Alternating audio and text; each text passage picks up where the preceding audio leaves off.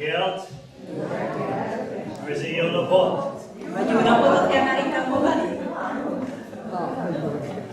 Welcome today. Szeretettel köszöntjük Önöket ma is. Our topic for today, if God is love, why do we suffer so much? A ma délelőtti témánk, ha Isten a szeretet, akkor miért kell annyit szenvedni? When you look at planet Earth from space, our world is a very beautiful world. Hogyha az ember kimenne az űrbe, és onnan nézni a Földet, akkor a Föld egy csodálatos bolygó. It looks so peaceful, so serene, so beautiful. Annyira békés, annyira nyugodt, annyira szépséges. What could be wrong with such a beautiful planet?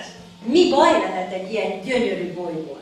And yet we living down here, we know not all is beautiful and peaceful.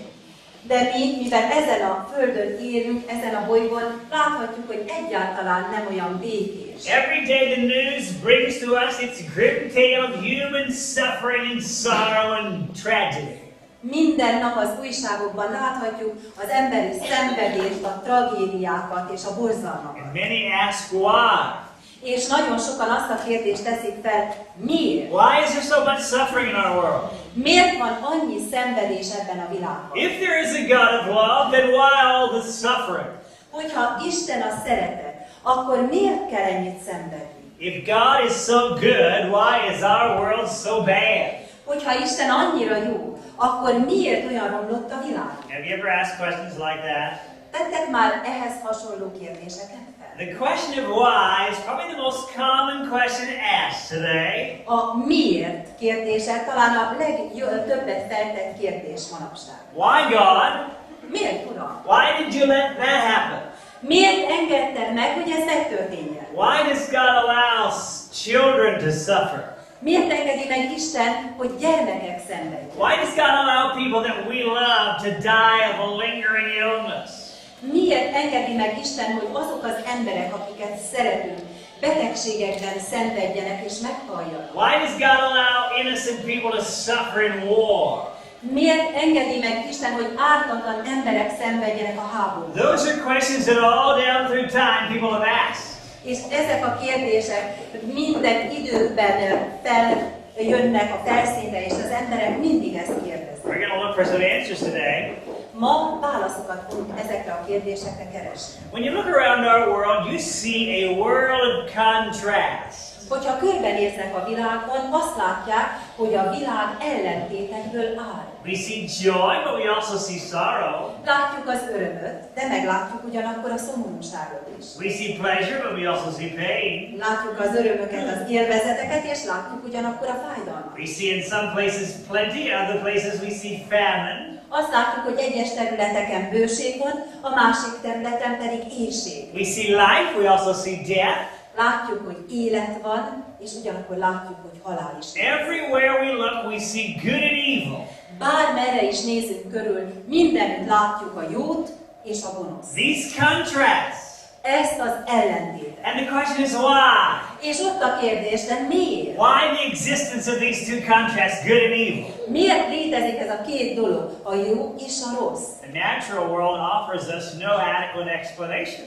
A természet világa nem ad nekünk erre megfelelő választ. It's only when you turn to the Bible you can find a reasonable answer for the existence of these two contrasts. Csak hogyha a Bibliához fordulunk, akkor látunk észszerű magyarázatot, és találunk észszerű magyarázatot erre a nagy ellentétre. The Bible shows us that God is the author of love and blessing. A Biblia azt mutatja be, hogy Isten az áldások és a szeretet forrása. In contrast, Satan is the author of suffering and hatred. És azt is bemutatja, hogy ezzel ellentétesen Sátán a gyűlölet és a szenvedésnek a szerzője. Because we live here in this world, we find ourselves caught up in this conflict between God and the devil. És mivel hogy ezen a földön élünk, azt találjuk, hogy az Isten és a Sátán közötti harcnak a színterén vagyunk. Jesus wants you to be happy. Jézus azt szeretné, hogy boldogok legyünk. He wants to bless your home, bless your marriage, bless your health, your family. Meg szeretné áldani az otthonunkat, a házasságunkat, a családunkat. He wants you to be saved. És azt szeretné, hogy végül üdvözüljünk. But on the other hand, the devil, he wants to destroy your happiness, your family, your health. De ott van a másik oldalon az ördög, aki el szeretné pusztítani a boldogságunkat, a családunkat, az egészséget. And ultimately, he wants to destroy you with himself in hellfire. És végül azt szeretné, hogy mi vele együtt pusztulnánk el a pokol tüzébe. And because you were born into this world, you were born into this conflict. És mivel, hogy erre a földre születtünk, ebbe a konfliktusba kellett beleszülessünk. Do you sense the conflict in your life? És érzik ezt a küzdelmet az életünkben is? I do very frequently. Én nagyon sokszor. You can see God at work on one side, you see the devil at work on the other side. Azt veszem észre, hogy Isten az egyik oldalról munkálkodik, és ugyanakkor az ördög meghúz a másik irányba. The Bible tells us that God loves us. A Biblia elmondja, hogy Isten szeret bennünket. Let's go read that. Most nézzük is meg, olvassuk el. Jeremiah 31 verse 3. Lapozzunk Jeremiás könyvéhez, és ott a 31. fejezetnek nézzük meg a 3. versét. Middle of the Bible. Ez körülbelül a Biblia közepén található. Or close to the middle. Legalábbis majdnem a közepén. Old Testament. Tehát az Ótestamentumban lapozzunk. You still have your marker in your Bible. Ugye ott van még mindig a könyvjelzőjük az Új és az Új Testamentum között. Jeremiah 31 verse 3. Jeremiás könyve 31. fejezet, és ott a 3. verset nézzük. This is what the Bible tells us about God. Ez az, amit a Biblia Istenről szól. Jeremiah 31. Tehát Jeremiás könyve 31. fejezet. Have you found that? Megtalálták? That's kind of weak. Ez elég gyenge válasz. Igen. Okay, let's read it. Akkor olvassuk. Messzinnen is megjelent nékem az Úr, mert örökké való szeretettel szerettelek téged, azért terjesztettem reád az én irgalmasságomat. A loving God once created a perfect world. A szerető Isten valaha egy tökéletes világot teremt. There was no suffering, no sickness, no death, no fear. Nem volt se fájdalom, se betegség, se félelem. Where then did all those bad things come from? Na de hát akkor honnan jöttek ezek a rossz dolgok? An enemy came into that perfect world. Erre a tökéletes világra egy ellenség jött be. An enemy of God and man. Az Isten és az ember ellensége. What is his name? És mi a neve? Satan. Sátán. All suffering, either directly or indirectly, is a result of sin. Minden szenvedés, közvetve vagy közvetlenül a bűnnek a következménye. And who do we blame for bringing sin to this world? És kit kell hibáztatnunk, hogy erre a világra behozta a bűn? We blame Satan, the devil. Sátánt, az ördög. He's the one that causes bad things in our lives. Ő az, aki a rossz dolgokat okozza az életünkben. I've had people tell me, well, God must be mad at me because all these bad things are happening to me. Vannak emberek, akik szokták mondani nekem, hogy biztos az Isten haragszik rám azért, mert annyi minden rossz dolog történik velem. No, that's not God.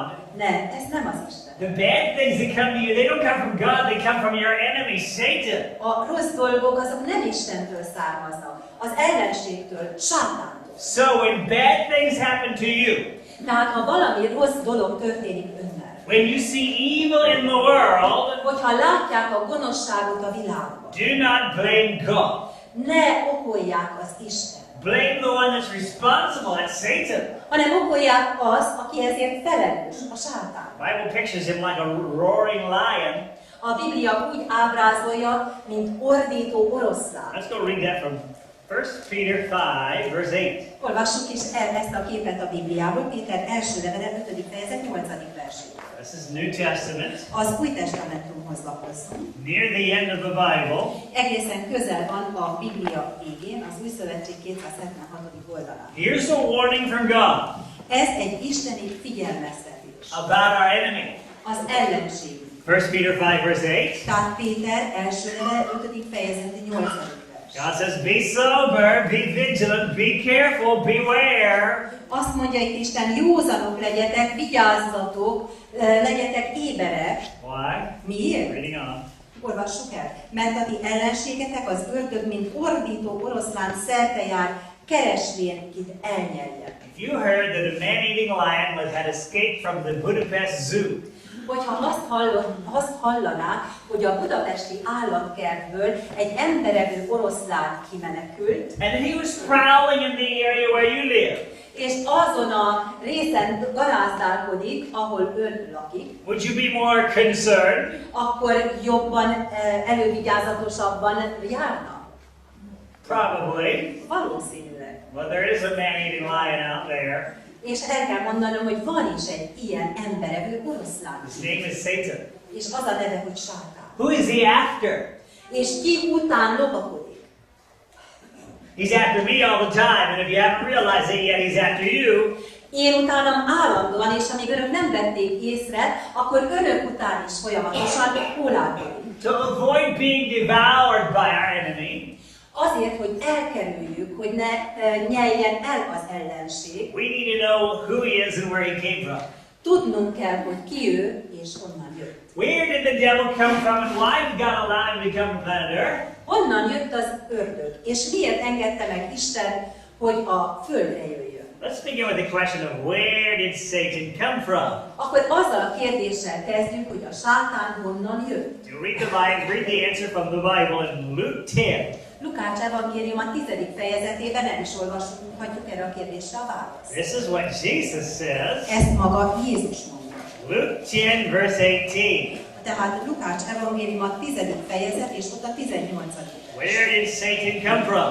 Figyeljük csak meg, honnan jött a sátán. Jesus says, Jézus pedig mondani. Luke 10:18. Tehát a 10.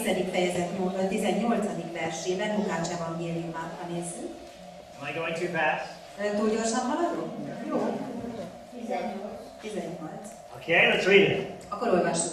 Ő pedig mondani így. Látám a sátánt, mint a villámlást lehullani az égből. Where did Satan come from? Tehát akkor honnan jött a sátán? From heaven. Az égből, a mennyből. What was the devil doing up in heaven? Na de mit csinált az ördög a mennyben? The Bible shares with us a most tragic story. A Biblia elmondja a világ történelem egyik legtragikusabb történet. The story of a fallen angel. Egy bukott angyalnak a történet. You can read it in Ezekiel 28. Ezékiel könyve 28. fejezetében olvashatunk el. That's Old Testament. Ez az Ótestamentumban található. And as you turn back there, let me just mention that originally Satan was called Lucifer. És amíg odalapoznak, hadd mondjam el, hogy eredetileg sátán Lucifernek hívták. Lucifer is Latin for light bearer. Lucifer latin szóból azt jelenti, hogy világosság hordozója. Originally, Lucifer carried the light of God to the universe. Eredetileg ugyanis Lucifernek az volt a feladata, hogy Isten világosságát közvetítse a világegyetemben. God describes him here in Ezekiel 28. És Ezékiel könyve 28. fejezetében Isten Lucifert ábrázolja. You're taking notes, we're going to read verses 12 to 15. Hogyha jegyzetelnek, írják fel a 12. verstől a 15-ig. We'll start with verse 12. Mi itt a 12. verssel kezdjük. Using the illustration or the symbolism of the king of Tyre, God describes Lucifer.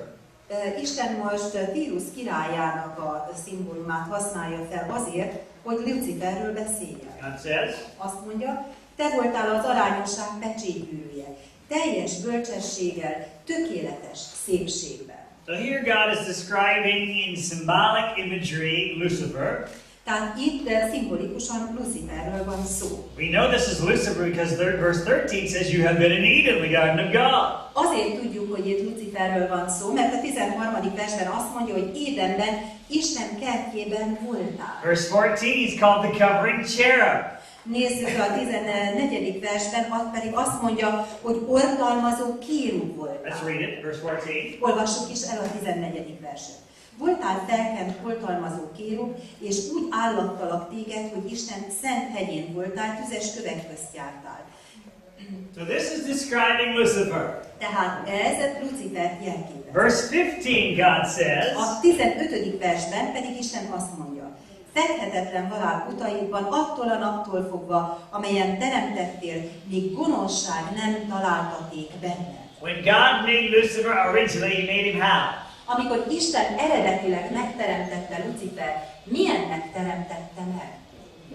Perfect! Tökéletes. Well, that brings us to an important question. Akkor ez egy nagyon fontos kérdéshez visz bennünket. Did God create a devil? Vajon Isten teremtette-e az ördögöt? What's the answer? Mi a válasz? The answer is no. A válaszunk az, hogy nem. God created a perfect angel.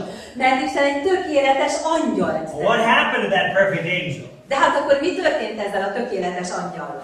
Well, you see, God gave to Lucifer and all the angels freedom of choice.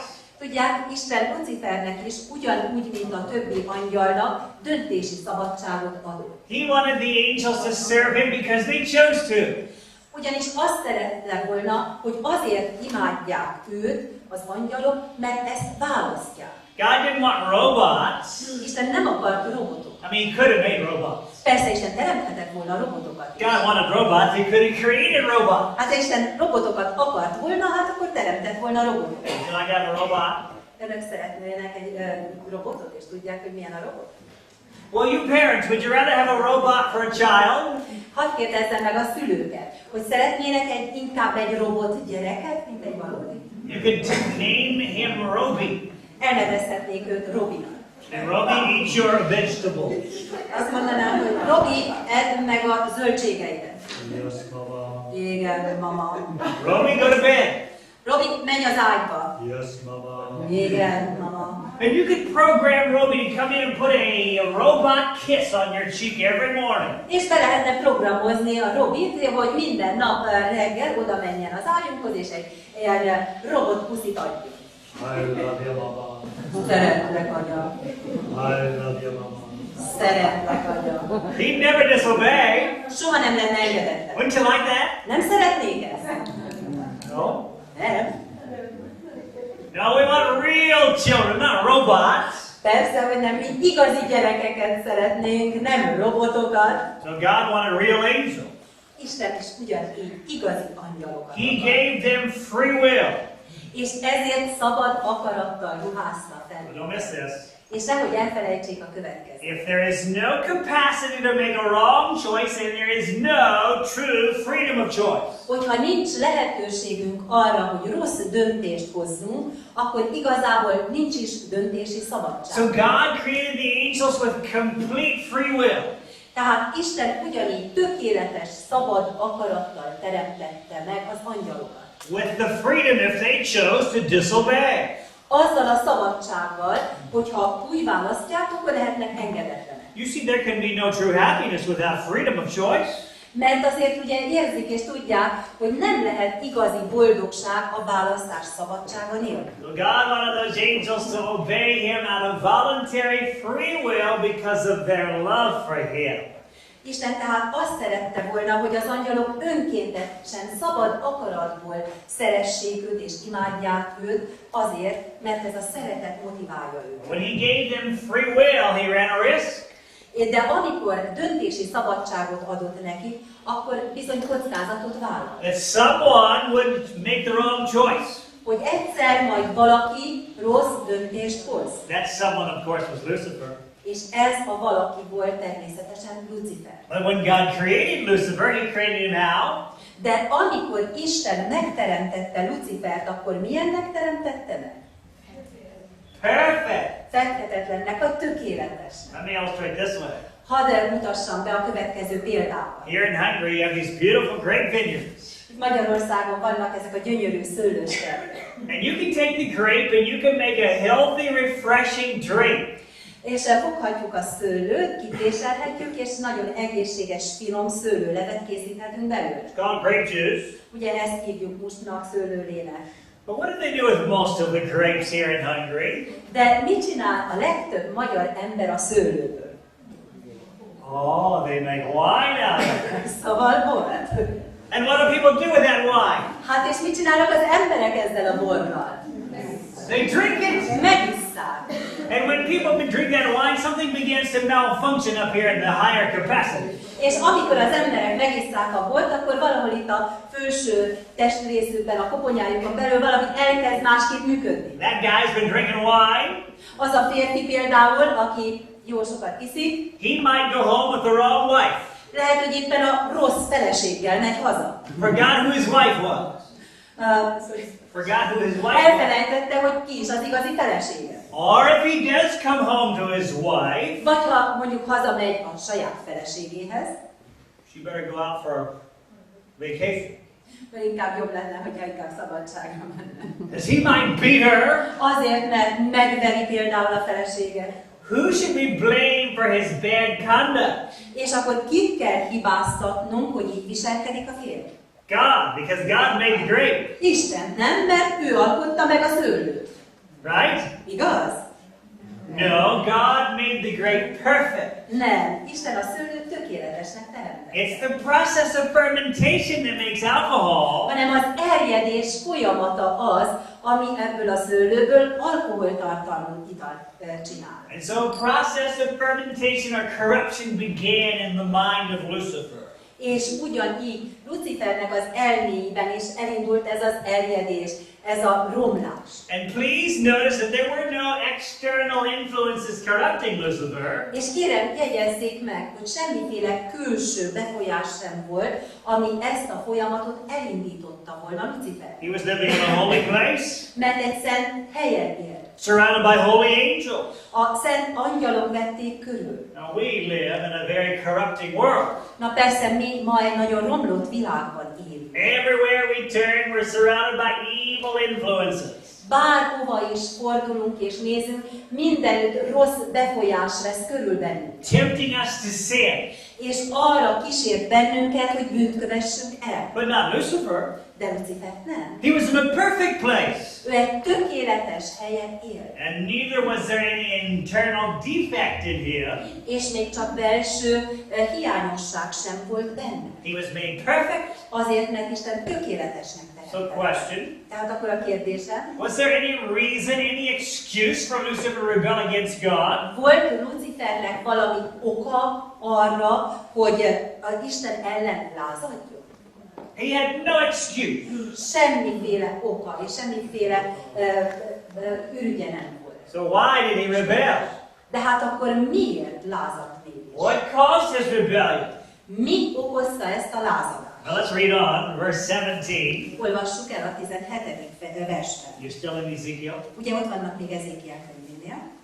Ezekiel 28:17. A 28. fejezet 17. vers. God said, Azt mondja Isten, szíved felfuvalkodott szépséged miatt, megrontottad bölcsességedet fényességedben. A földre vetettelek királyok előtt, adtalak szemük gyönyörűségére. what was his problem? Mi volt a problémája? His heart was lifted up. Az, hogy felfuvalkodott a szíve. We call that pride. Ezt manapság úgy hívjuk, hogy büszkeség. Pride leads to selfishness, A büszkeség az önzéshez vezet, which results in jealousy, amely féltékenységet eredményez, which causes envy, amely aztán irítséget okoz, which leads to hatred, amely gyűlölethez vezet, which results in rebellion, amelynek az eredménye lázadás lesz, and ends in revolution. majd pedig forradalomban végződik. We're going to see in a moment that there was war in heaven. És meglátjuk nem sokára, egy pillanat múlva, hogy a mennyben is ez háborút eredményezett. What was the root cause? És mi volt a gyökere ennek a háborúnak? Pride. A büszkeség. That's the root of many of our problems. És a mi problémáinkból nagyon soknak ugyanez a gyökere. Let's go read about another text talking about Lucifer's pride. Nézzünk egy másik Biblia szöveget, ami Lucifer büszkeségével foglalkozik. Back to the Old Testament book of Isaiah. Menjünk most Ézsaiás könyvéhez. Isaiah 14, 12-14. Az Ótestamentumban a 14. fejezet 12-től 14. vers. This is near the middle of the Bible. Ez is a Biblia közepetáján található, a 673. oldalon. Isaiah 14, 12-14. Tehát Ézsaiás könyve 14. fejezet, és ott a 12-től a 14. vers. The Bible says, Azt mondja a Biblia, miként estél alá az égből fényes csillag, hajnalfia, levágattál a földre, aki népeken tapostál. Holott te ezt mondád szívedben, az égbe megyek fel, az Isten csillagai fölé helyezem ülőszékemet, és lakom a gyülekezet hegyén, messze északon. Felidők hágok a magas felhőknek, és hasonló leszek a magasságoshoz. Lucifer wanted to take God's throne. Lucifer tulajdonképpen Isten trónját akarta megszerezni. Now, if you notice in verse 13, Lucifer had his throne, És hogyha megnézik a 13. verset, akkor ott azt mutatja nekünk, hogy neki megvolt a saját trónja. trónja. He was the leader of all the angels. Az ülőszéke, mert hogy ő volt a többi angyaloknak a vezető. But that wasn't high enough.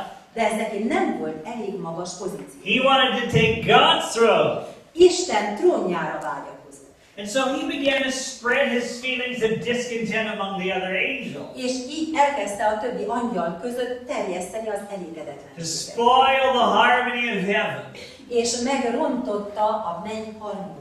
For example, Mondok egy példát. if you took and put a rotten apple in a box of good apples, Hogyha mondjuk egy doboz jó alma közé egy darab rothadt almát beteszünk, what will happen? mi fog történni? Spoil the box. Az egész doboz előbb-utóbb megromlik. That's what Lucifer began to do in heaven. És ugyanezt tette Lucifer a mennyben. You see, all the angels had freedom of choice. Ugye minden angyalnak megvolt a döntési szabadság. So they had to choose whether to believe Lucifer's lies about God Tehát választaniuk kellett, hogy vagy elhiszik Lucifer hazugságait Istenről, or whether to believe God. vagy továbbra is Istennek fognak hinni. And you understand, Lucifer had been their leader. És ugye értik, Lucifer volt a közvetlen főnökük, a vezető. So his power of deception was very great. Ezért a becsapás is nagyon nagy volt. He told many lies, no doubt, about God. Nem kétséges, hogy nagyon sok hazugságot mondott az Istenről. The Bible tells us 1/3 of the angels believed his lies. És a Biblia azt mondja, hogy az angyalok egyharmada hitt ennek a hazugságnak. And the devil is still lying about God today. És az ördög manapság is hazudik még az Istenről. He causes bad things to happen to you. Elkezdi vádolni, hogy ő az oka annak, hogy rossz dolgok történnek. And then he whispers in your ear, oh, you must be a bad person because look what God is doing to you. Mert ő okoz ilyen rossz dolgokat, és aztán odasugja a fülünkbe, hogy hát az Isten az, aki mindezt rád hozta. One of his lies. Ez az egyik hazugság. Or he tells lies like this, you don't want to be a Christian. Vagy pedig olyan hazugságokat mond, hogy nem is kell, hogy keresztény legyen. That's too restrictive. Ez túlságosan nagyon nagy szorításban tart téged. You want to have the freedom to sin if you choose.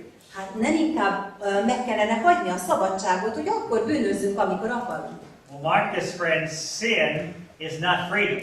És jegyezzék meg, barátaim, a bűn az soha nem szabadság. That's bondage. Az egy rabszolgaság. If you want true freedom, obey God. Hogyha szeretnének igazi szabadságot, akkor jobb, ha Istennek engedelmeskednek. Satan is still lying about God today. És manapság és sátán még mindig hazugságokat mond az Istenről. Well, eventually war broke out in heaven. Tehát gyakorlatilag így háború tört ki a mennyben. Let's go read it from Revelation chapter 12. Olvassuk is el ezt Jelenések könyve 12. fejezetében. Last book of the Bible. Ez a Biblia utolsó könyve. Eventually those that on Lucifer's side rebelled against God. Tehát gyakorlatilag ezek az emberek, vagy ezek az angyalok Isten ellen lázadásban törtek. Revelation 12:7 says there was war in heaven. Azt mondja a 12. fejezet 7. vers, és lőn az égben viaskodás. You found that? Megtalálták? Igen. Let's read it. Olvassuk el. És lőn az égben viaskodás. Mihály és az ő angyalai viaskodtak a sárkánnyal, és a sárkány is viaskodott és az ő angyalai. De nem vehetének diadalmat, és az ő helyük nem találtaték többé a mennyben.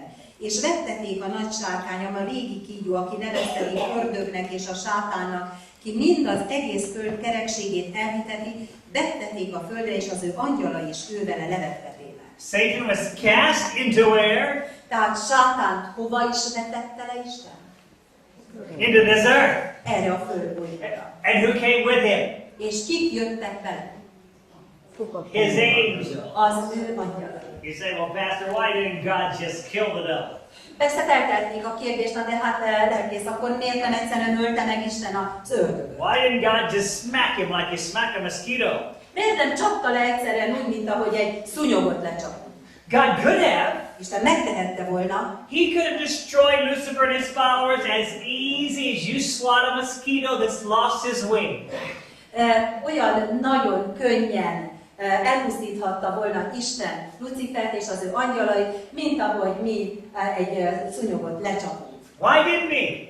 De miért nem tette? Because if he had, Mert ha megtette volna, the universe would have served God out of fear. akkor a megmaradtak a világ egyetemben félelemből szolgálták volna tovább az Isten. So God had to allow time to progress so the universe could see the effects of Lucifer's rebellion. Ezért Istennek időt kellett adni, hogy a világegyetem megláthassa, hogy mi is a bűnnek az eredménye. Why did he come to this earth? És miért jött erre a földre egyáltalán az ördög? Did God make earth as a for the devil to be put in? Vajon Isten csak azért teremtette a föld bolygót, hogy az ördögöt, mint egy szemetes kukába ide helyezze? When God made the world, originally it was a perfect world. Isten, amikor eredetileg megteremtette a földet, akkor egy tökéletes világot alkotott. And apparently Lucifer saw in this newly created world a vulnerable prize. Viszont Lucifer úgy látta, hogy ez az újonnan teremtett föld egy egészen jó ár lehet neki. There were only two people originally. Ugye összesen csak 2 ember volt eredendően ezen a földön. And Lucifer thought, if I can deceive Adam and Eve, then I will take this world as my possession. És azt mondta magában Lucifer, hát hogyha ezt a 2 embert én becsapom, akkor az egész bolygó az enyém lehet. No doubt God warned Adam and Eve against Lucifer. És nem kétséges, hogy Isten figyelmeztette Ádámot és Évát Luciferre. But you see, when God created Adam and Eve, He gave them the same thing He gave the angels. De látják, Isten, amikor megteremtette Ádámot és Évát, ugyanazt a szabadságot adta neki, mint amit az angyaloknak. He gave them freedom of choice. Azaz a döntés szabadságát. He wanted Adam and Eve to be happy. Azt akarta, hogy Ádám és Éva boldog legyen. But you can't be happy if you don't have freedom of choice. Na de úgy nem lehet valaki boldog, hogy közben nincs döntési szabadság. Let me illustrate. Hadd illusztráljam a következőt. Young men, Fiatal férfiak, suppose some old lady forced you to marry her. képzeljük el, hogy jön egy öreg hölgy, és arra kényszeríti önöket, hogy vegyék el feleségül. Would you love her? Szeretnék? Probably not. Valószínűleg nem. Well, let me ask you ladies. Na de most kérdezzem meg a hölgyeket. Suppose your husband had forced you to marry him. Képzeljük el, hogy a férjük erőszakkal venné el önöket feleségül. Suppose he came with a gun. Képzeljük el, hogy oda jönne egy pisztollyal. Marry me or I'll kill you. És azt mondaná, vagy feleségül jössz hozzám, vagy megöllek. Would you love him? Szeretnék akkor őt? No. Valószínűleg nem. Love cannot be forced. It cannot be coerced. A szeretetet nem lehet kikövetelni, kikényszeríteni. God wanted Adam and Eve to have true happiness. Mert Isten is azt akarta, hogy Ádám és Éva igaz boldogságban éljen. True love. Igaz szeretetben. But there can't be true love without freedom of choice. Na de a választás szabadsága nélkül nem lehet igaz szeretetről beszélni. However, to have freedom of choice, you have to have a choice. Viszont ahhoz, hogy az embernek szabad akarata legyen, ahhoz választania is kell. So God gave Adam and Eve a choice. Tehát ezért adta Isten a választás szabadságát Ádámnak és Évának. Let's go back and read it from Genesis 2. Most lapozzunk vissza és olvassuk el Mózes első könyve második fejezetét. Here we are back in the beginning. Egészen visszamegyünk a kezdetekhez. Genesis 2, 16 and 17. A 16. és a 17. verset olvassuk el a második fejezetről. You need the page for that. Szükségünk van az oldalszámra? It's in the beginning. Egészen az elején van. Genesis 2. Tehát Mózes első könyve második fejezet. God says in verse 16 and 17. Azt mondja Isten a 16 és 17. versben. És parancsol az Úristen az embereknek mondván, a kert minden fájáról bátran egyél, de a jó és gonosz tudásnak fájáról arról ne egyél, mert amely napon egyél arról bizony meghalsz. Notice the tree is called the tree of knowledge of good and evil. Észrevették, hogy ezt a fát úgy hívta Isten, hogy a jó és gonosz tudásának a fája. There are those two contrasts. Itt találhatjuk mindjárt ezt a bizonyos ellentétet. You see, God did not want man to know the difference between good and evil. Mert tudják, Isten eredetileg nem akarta, hogy az ember tudja a jó és a rossz közötti különbséget. Evil was of the knowledge God didn't want man to experience. Mert Isten nem akarta, hogy az ember a gonosz, a rossz dolgokat egyáltalán megismerje. God didn't want man to have to experience sorrow and pain and famine and death. Isten nem akarta, hogy az ember megtapasztalja, milyen a szomorúság, a fájdalom, az ínség és a halál. The tree of knowledge of good and evil was sort of like a door to planet Earth. Tulajdonképpen a jó és gonosz tudásnak fája az olyan volt, mintha egy kapu lett volna a föld bejáratán. God didn't allow the devil to follow Adam and Eve around everywhere they went. Isten nem engedte meg az ördögnek, hogy Ádámot és Évát bárhová is kövesse, ahova csak mennek. Only at this forbidden tree did he have access to them. Csak ennél az egyetlen egy fánál közelíthetett hozzájuk. It was as if God told Adam and Eve, don't eat from this tree. Ez olyan, mint hogy Isten azt mondta volna, hogy ne egyél erről a fáról, If you do, mert ha eszel, you'll open the door to sorrow. akkor kinyitod a fájdalom ajtaját. You'll open the door to pain. Akkor kinyitod a szenvedés ajtaját. You'll open the door to fear. Kinyitod a félelem ajtaját. You'll open the door to sickness and death. A betegség és a halál ajtaját nyitod ki ekkor. There's a thief out there, don't open the door. Ott tolvaj van kint, nehogy kinyisd az ajtót. Well, you know what happened. De ugye tudják, mi történt. Or you probably have heard of what happened. Vagy legalábbis már hallották, hogy mi történt. The mother of mankind, Eve, went by that forbidden tree one day. Az egyik nap az emberiség anyja, Éva, oda ment a tiltott fához. And Satan was there in the form of a serpent. És Sátán kígyó formájában ott volt a fánál. Now, keep in mind, Eve had never experienced fear before. She was not afraid of snakes. És ezt tartsák észben, hogy Éva soha nem tapasztalta, hogy milyen is a félelem, ezért nem félt a kígyót. And no doubt the serpents back then were much more beautiful than they are today. És kétségtelen, hogy abban az időben még a kígyó is sokkal szebb lehetett, mint manapság. Let's read the picture, the story given to us in Genesis 3. Nézzük csak meg akkor itt a történetet, mit mond Mózes első könyve 3. fejezetében. We're going to read verses 1 to 5. Az első 5 verset olvassuk. Keep in mind, Eve did not know that this was the devil speaking to the serpent. Mert és tartsák észben, hogy Évának fogalma sem volt arról, hogy tulajdonképpen az ördöggel beszél, amikor a kígyóval szólt egy. If she thought this was Satan, she would have fled. Mert hogyha sejtette volna, vagy tudta volna, hogy ez Sátán, azonnal elmenekült volna. Let's read the story. Olvassuk el a történetet. A kígyó pedig ravaszabb volt minden mezei vadnál, melyet az Úristen teremtett, és mondta az asszonynak. Csak ugyan azt mondta az Isten, hogy a kertnek egy fájáról se egyetek? És mondta az asszony a kígyónak, a kertfájának gyümölcséből ehetünk, de annak a fának gyümölcséből, mely a kertnek közepette van, azt mondta az Isten, abból ne egyetek, azt meg se illessétek, hogy meg ne halljatok.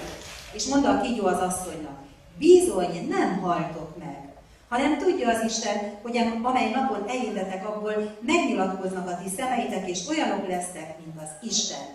Jó és gonosznak tudói. You'll be as gods. Olyanok lesznek, mint az Isten. That's what Lucifer wanted to do. He wanted to go up and be on God's throne. Hát ez volt Lucifer lényege. Ő akart Isten trónjánál magasabb pozícióba kerülni. Verse 6 tells us, A 6. vers a következőt mondja el nekünk. És látta az asszony, hogy jó az a fa eledelre, és hogy kedves a szemnek, és kívánatos az a fa a bölcsességért, szakasztott azért annak gyümölcséből és evé, és ad a vele levő férjének is, és az is evé. Adam and Eve made the worst mistake when they took from that forbidden tree. Ádám és Éva a lehető legrosszabb hibát követte el, amikor ettek erről a tiltott fáról. They had freedom of choice, Mert ugye választási szabadságuk volt. but they chose to make the wrong choice. De azt választották, hogy a rosszat fogják választani. They opened that door, Kinyitották tehát az ajtót. and Satan came in and he spread broadcast the seeds of sorrow, sickness, suffering, misery, and death. És az ördög belépett ezen az ajtón, és mindenütt elhintette a fájdalom, a szomorúság, a szenvedés és a halálnak a magjait. That's how sin came into this world. Pontosan így jött be a világunkba. That very day, Adam and Eve were sent out of their garden home. Ugyan ezen a napon Ádám és Éva el kellett, hogy hagyják az édenkerti otthonukat. That day they lost their happiness, Ezen a napon elvesztették a boldogságukat, lost their innocence. elvesztették ártatlanságukat, Eventually they lost their lives. végül elvesztették az életüket. They became slaves to sin and Satan. Végül is Sátán rabszolgái lettek. Now Satan claimed this world is his dominion. És most már Sátán azt mondta, hogy a föld az ő birodalma. That's why we suffer. És ezért szenvedünk. Because this world has come under the domination of Satan. Azért, mert Sátán uralma alá került a föld. Who would come and save man from Satan? És ki jött el, hogy megmentse az emberiséget Sátántól? What is his name? Mi a neve? Jesus. Jézus. John 3:16 says, János evangélium a 3. fejezet 16. verse a következőt mondja. you know what it says? Tudják, hogy mit mond? Let's read it together. Olvassuk el együtt. Mert úgy szerette Isten a világot, hogy az ő egyszülött fiát adta, hogy valaki hiszen ő benne el ne vesszen, hanem örök élete legyen. So God has opened up a way of deliverance from the power of Satan. Tehát Isten egy ajtót, egy szabadulási ajtót nyitott ki az emberiség számára a bűn alól. Let's return to our question. Majd vissza fogunk térni egy kérdésre. Who do we blame for all the bad in our world? Arra a kérdésre, hogy ki is kell okoldunk a világunkat sújtó minden rossz dologért. Who? Ki? You blame Satan for all that. Sátánt kell okolni. Not good news for you. És van egy jó hírem is az önök számára. Someday God is going to punish Satan. Egy napon Isten meg fogja büntetni a sátánt. The Bible says hellfire is prepared for the devil and his angels. A Biblia azt mondja, hogy eredendően a pokol tüzét Isten a sátánnak és az ő angyalainak készítette el. So someday he's going to be punished for all the evil he's brought to your life. Egyszer majd mindenért fizetnie kell, amit rosszat az önök életében hozik. But there's another question we need to answer today. De van még egy kérdés, amire ma válaszolnunk kell. Why does God allow Satan to bring sorrow to us? Miért engedi meg Isten sátánnak, hogy ezt a szomorúságot behozza az életünkbe? We know now that God is not the author of suffering in our lives. Ugye most már tudjuk, hogy nem Isten a szerzője mindannak a fájdalomnak, szomorúságnak, ami az életünkben. But since God is all powerful, De mivel, hogy Isten mindenható, why does God allow the devil to bring sorrow to us? miért engedi meg az ördögnek, hogy a bánatot behozza az életünkbe? As we look out of the broken windows of our shattered lives, that's the question that disturbs us. Hogyha kinézünk az összetört életünk ablakán, akkor ez az a kérdés, amire válaszolni And kell. I might mention this morning, there's no complete answer to that question in this life. És hadd említsem meg, hogy teljes, tökéletes válasz nincs ebben az életben erre a kérdésre. When we get to heaven, Amikor majd a mennyben we leszünk, can ask God why. akkor majd megkérdezhetjük Istent, hogy miért. We'll be satisfied with the answer. És majd kielégítő válaszokat fogunk kapni. I want to give you today 4 reasons why God sometimes allows the devil to bring sorrow to us. De most hadd mondjak 4 olyan indokot, amiért Isten alkalmanként megengedi a szomorúság bejövetelét az életünkben. And I want to encourage you to take notes here. És szeretném, hogyha itt valóban jegyzetelnének. Mark down these 4 reasons. Írják föl ezt a 4 okot. Number 1. Az első ok, God sometimes allows us to suffer to reveal our character. Isten azért engedi meg alkalmanként a szenvedést az életünkben, hogy rámutasson az igazi jellemünkre. How we react to bad things demonstrates what's inside of us. Ugyanis az, hogy hogyan reagálunk a bizonyos eseményekre, az mutatja meg, hogy mi is lakozik igazán bennünk. It's the icy blasts of winter that reveal to us the evergreen trees. Tulajdonképpen, hogyha megnézzük, csak télen láthatjuk meg a különbséget az örökzöldek és a lombhullató fák között. How about you? És önökkel hogy van ez? Are you an evergreen Christian? Vajon önök örökzöld keresztény? Or do you lose your leaves when the problems come? Vagy elvesztik netán a leveleiket, amikor jönnek a problémák? Let me illustrate this way. Hadd mutassam be a következőképpen. Let's imagine we had up here 2 jars. Képzeljük el azt, hogy én ide helyeznék 2 üveget. We label both jars honey. És mind a 2 üvegre azt a címkét helyeznénk, hogy méz. We fill one with honey. És az egyiket valóban mézzel töltenénk meg. We fill the other with apple vinegar. A másikat meg mondjuk alma ecettel. Now they look similar. Ugye egész hasonlóan néz ki a kettő. And they're both labeled honey. De mind a kettőt úgy címkéztük, hogy méz. Suppose I come along and I push over one of those jars.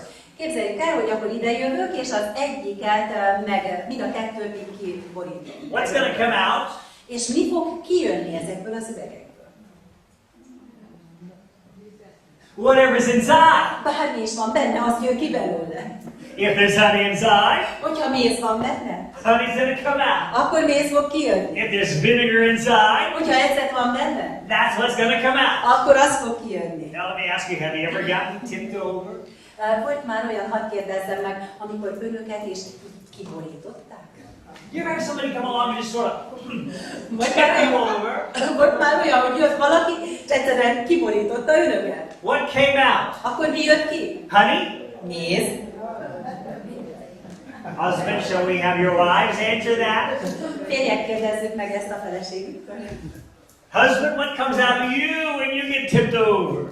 Férjek, mi jön ki önökből, amikor önöket borítják ki? Let me ask you. Hadd kérdezzem meg. When they were nailing Jesus to the cross, Amikor Jézusnak keresztre feszítették, spitting in his face, és köpködtek az arcába, what came out? akkor mi jön ki Jézusból? Father, forgive them. They know not what they do. Atyám, bocsáss meg nekik, mert nem tudják, mit cselekeznek. I pray for that kind of character, don't you? Én azért imádkozom, hogy ilyen jellemem legyen, és önök? Sometimes God allows the devil to bring bad things to us to reveal our true character. Isten azért enged meg alkalmanként nehézségeket az életünkben, hogy megmutassa, hogy milyen is az igazi jellemünk. Second reason why God sometimes allows the devil to afflict us A másik ok, amiért Isten alkalmanként megenged nehézségeket, is to purify us. hogy megtisztítson bennünket. Number two, to purify us. Tehát a második ok, hogy megtisztítson. Where do they put gold to purify gold? Hova teszik az aranyat, hogy megtisztítsák? Where? Hova? In the fire. A tűzben. And the Bible tells us in Isaiah 48 verse 10, És a Biblia azt mondja Ézsaiás könyve 48. fejezetének 10. versében, mark it down, és ezt jegyzeteljék is le. Imé megtisztítottalak, de nem úgy, mint ezüstöt. Megpróbáltalak a nyomor kemencéjével. where does God put us? Hova tesz bennünket Isten? In the furnace of affliction. A nyomor kemencéjével. Now he's not causing the pain, Nem ő az, aki okozza a fájdalmat, but he allows it. de megengedi azt. Why? Miért? To purify us. Azért, hogy megtisztítson minket. I suppose if we could choose, we would not choose to allow ourselves to be put in the furnace of affliction. Hát azt gondolom, hogyha választhatnánk, akkor igazából mi nem választanánk azt, hogy bemenjünk a nyomor kemencéjébe önként. Would you choose that? Mert önök azt választanák? Probably not. Lehetséges, hogy nem. Let me illustrate this way. Hadd mutassam be a következőképpen. Where do they put the bread dough to perfect that dough? Hova teszik be a kenyértésztát, hogy életes legyen? In the oven. Beteszik a sütőbe. But that's not a pleasant place to be.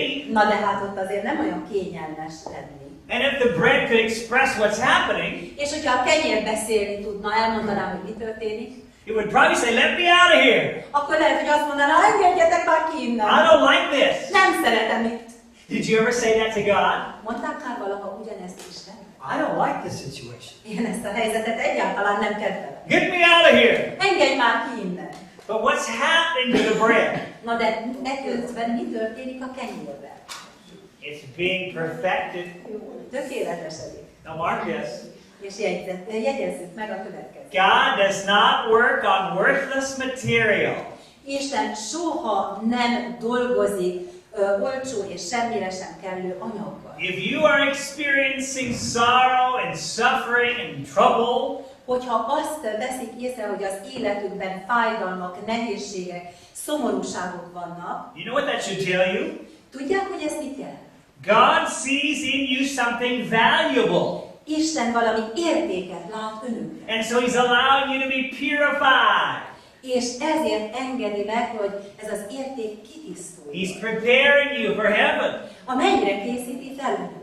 You see, if we're going to live in that perfect world with those perfect angels, we have to be purified. Tudják, mert a mennyben, a tökéletes világban, a tökéletes angyalok között fogunk élni, tehát akkor meg kell, hogy tisztuljunk.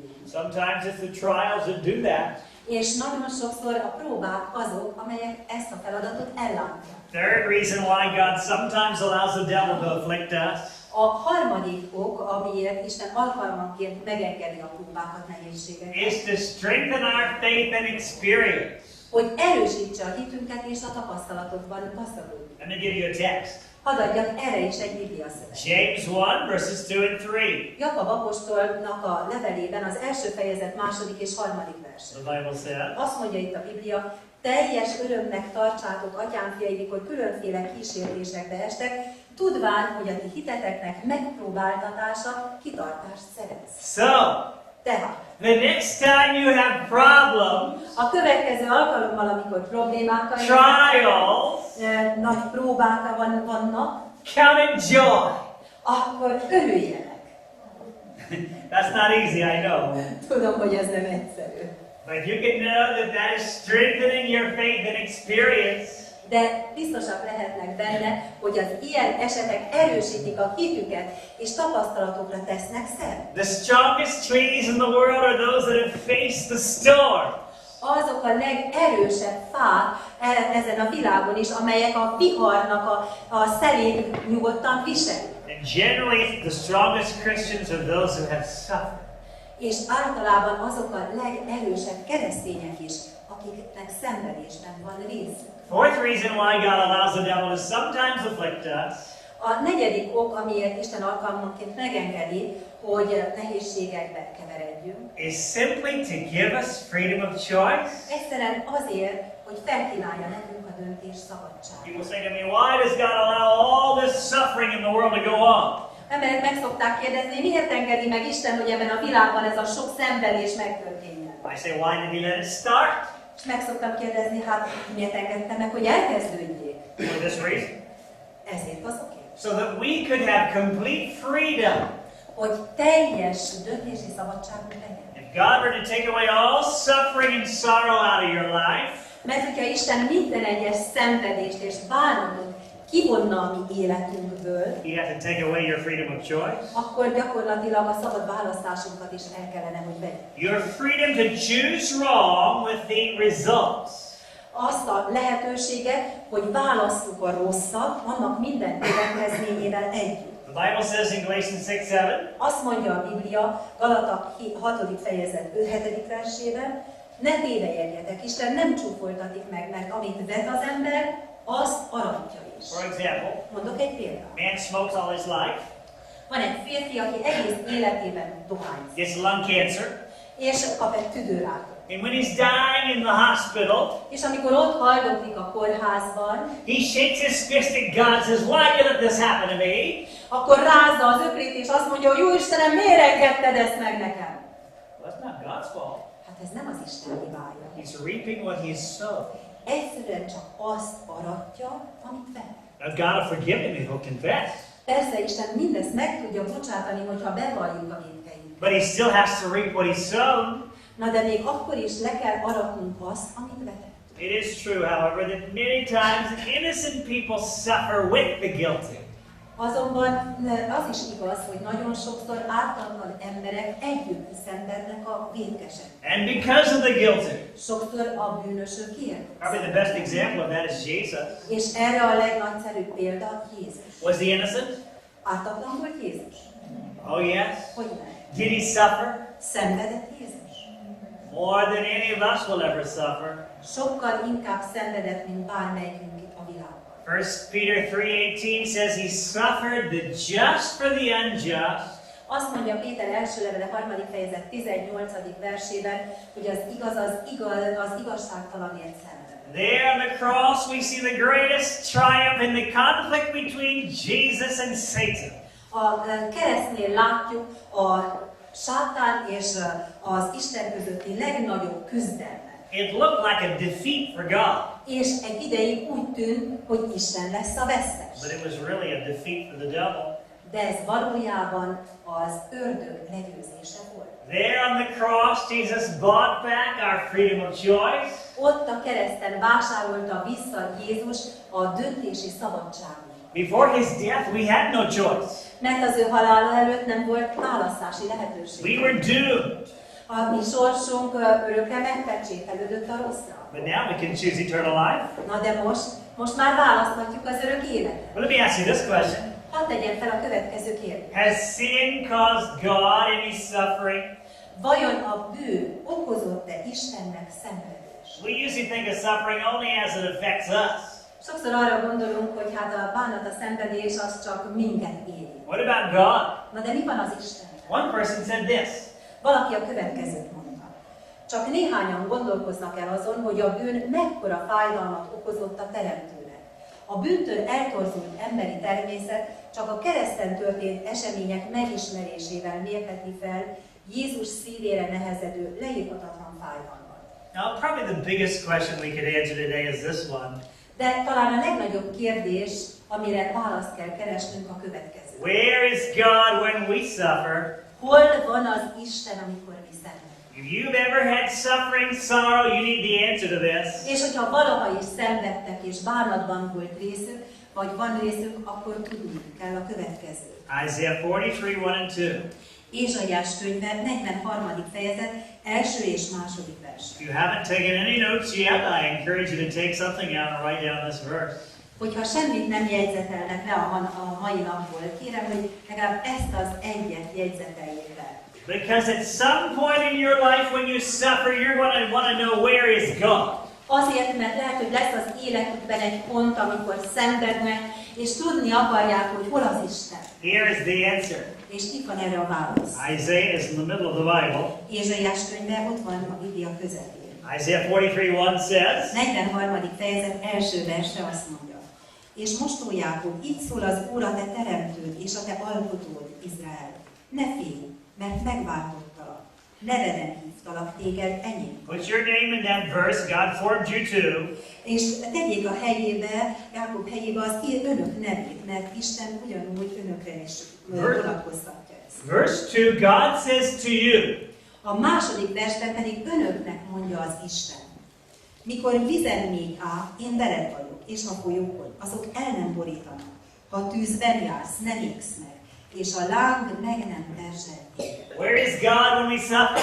Hol van az Isten, amikor szenvedünk? He says, I'm going to be with you. Azt mondta, hogy én veled vagyok. When you pass through the waters, they're not going to overflow you. Amikor vizen még áll, akkor el nem borítanak a vizek. You ever feel like you're sinking? Volt már olyan, amikor úgy érezték, hogy süllyed? Sinking in despair? A csüggedésbe süllyed? Sinking down in financial difficulty? Az anyagi nehézségekbe süppednek bele? Or maybe you're sinking in marital problems? Vagy pedig, ha házassági problémájukban küzdködnek és süllyed? Or maybe you're just sinking under the cares of life? Vagy pedig az élet gondjai miatt süllyednek el? God says, I'm going to be with you.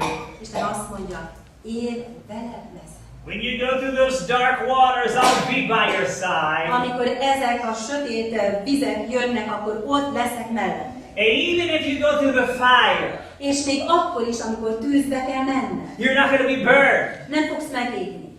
The bread dough is put in the oven. A tészta, a kenyér tészta, amit betesznek a tűzhelyre. But there is a kind eye watching. Oda beteszik a sütőbe, de ott van egy kedves szempár, aki figyel. That's the baker, the cook. És ez a pékmester, To make sure that the bread doesn't burn. aki figyel arra, hogy a kenyér meg ne süljön, túl ne süljön. You may find yourself today in the furnace of affliction. Lehet, hogy önök között van valaki, aki éppen ma az ilyen megpróbáltatások tüzében érzi magát. But know this, De jegyezzék meg a következőt. there's a loving eye watching. Van egy szerető szempár, amely figyel önöket. To make sure that you don't burn. Hogy biztos legyen benne, hogy nehogy túlsüljön. You might feel the heat. Lehet, hogy érzik a forróságot, But God says, I'll be with you. de Isten azt mondja, hogy én veled vagyok. You might have heard the story of the man who had a dream one night. Lehet, hogy hallották már a történetet arról a férfiról, aki álmot látott az egyik éjjel. He dreamed he was standing at the end of his life with Jesus. Azt álmodta, hogy az élete végén ott áll Jézus. And he was looking back over the pathway of his life. És visszanéz a múltba az életén végig. And he could see two sets of footprints coming down through time. És azt látja, hogy két pár lábnyom van az életünkön. His footprints and the Lord's footprints. Az ő lábnyoma és Jézus lábnyoma. But he noticed that many times there was only one set of footprints. De azt is észreveszi, hogy nagyon sokszor csak egy pár lábnyom van ezen az életen. And as he looked carefully, he realized it was always when he was at his lowest point. És amikor úgy gondosan megnézi ezt az útvonalat, azt látja, hogy ez egy pár lábnyom ott volt, ahol az életének a mélypontjai When he was having the greatest trial. amikor a legnagyobb megpróbáltatások között volt. And so in his dream he said to the Lord, "Why did you leave me when I needed you so much?" És az álmában megkérdezte a Jézust, az Urat, hogy hát miért hagytál egyedül, amikor az életem legnehezebb részében volt. Jesus turned and he said, "My child, I didn't leave you. És Jézus megfordult és azt mondta, gyermekem, én nem hagytam el téged, I carried you during those parts of your life." hanem az életednek ezekben a szakaszaiban hordoztalak téged. That one set of footprints, those are my footprints. És ez az egy pár lábnyom, az én lábnyomom. When you see only one set, that's when I was carrying you. Amikor csak egy pár lábnyomot látsz, az az én lábnyomom. Never feel that Jesus is far away. Soha ne érezzék úgy, hogy Jézus messze van. When you think he's the farthest away, that's probably when he's the closest. Amikor azt gondolják, hogy a legtávolabb van önöktől Jézus, talán akkor van önökhöz a legközelebb. And all you need to do is reach out to him by faith. És nem kell más tenniük, mint hitben kinyúlni. He cares for you. Mert ő önöket is hordozni. He's always near. Ő mindig közel van. And it's when we suffer, És amikor mi szenvedünk, when the devil brings bad things into our lives, amikor az ördög rossz dolgokat hoz az életünkbe, I believe that's when Jesus' eye is most upon us in love. azt gondolom, hogy ezek az időszakok azok, amikor az Jézus a legnagyobb szeretettel figyel bennünket. He feels our pain, Érzi a mi fájdalmunkat, but he is perfecting us, de közben tökéletesít bennünket. preparing us for glory. Elkészít bennünket arra a dicsőségre. Would you like to ask Jesus today to help you know his presence when you suffer? Szeretnék ma megkérni Jézust, hogy segítse önöket arra, hogy érezzék és tudják azt, hogy velük van, amikor szenvednek. How many want to ask for that? Let me see your hand. Hányan szeretnék megkérni ezt Jézust? Let's pray for that as we close our meeting today. Akkor imádkozzunk ezért, amikor ma délelőtti előadásunkat befejezzük. I invite you to stand with me for prayer. És meg fogom önöknek, hogy álljunk fel az imádságot.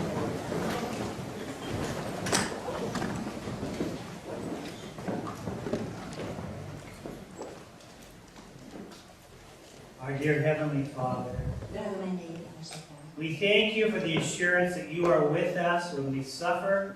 megköszönjük annak a biztonságát, hogy velünk vagy, amikor szenvedünk. We're thankful to know today clearly that you're not the cause of the bad things that come to our lives. És megköszönjük azt is, hogy most már világosan láthatjuk ma, hogy nem te vagy az oka annak a sok rossz dolognak, ami az életünkben van. When we experience pain and problems, És amikor fájdalmat és nehézségeket tapasztalunk, may we realize your presence near. akkor bárcsak éreznénk azt is, hogy a te jelenléted nagyon közel van. I pray especially for those here today who might be going through trouble and trials. És most különösen azokért imádkozok, akik az itt lévők közül nehézségekben, megpróbáltatásokban vannak. Put your arms of love about them. Kérünk, hogy te karold át őket a te szerető karoddal. Sustain them through every difficulty. És te vidd őket keresztül minden nehézség. As we leave this place today, may it be with the sense of your presence. És amikor elhagyjuk most ezt a helyet, a te jelenlétednek az érzetével szeretnénk elhagyni. We pray in Jesus' name. Jézus nevében kértük ezt. Amen. Don't forget, our next meeting will not be here. És ne felejtsék, hogy az esti előadásunk nem ebben a teremben. It'll be over at the other location, just a block or so away, a couple blocks away. Csak egy pár 10 méterrel arrébb az addig művelődési központban lesz. We'll study tonight the topic that Satan hates. Este 6 órakor arról fogunk beszélni, mi is az a téma, amit sátán. Don't miss it. És nem, hogy kihagyják ezt a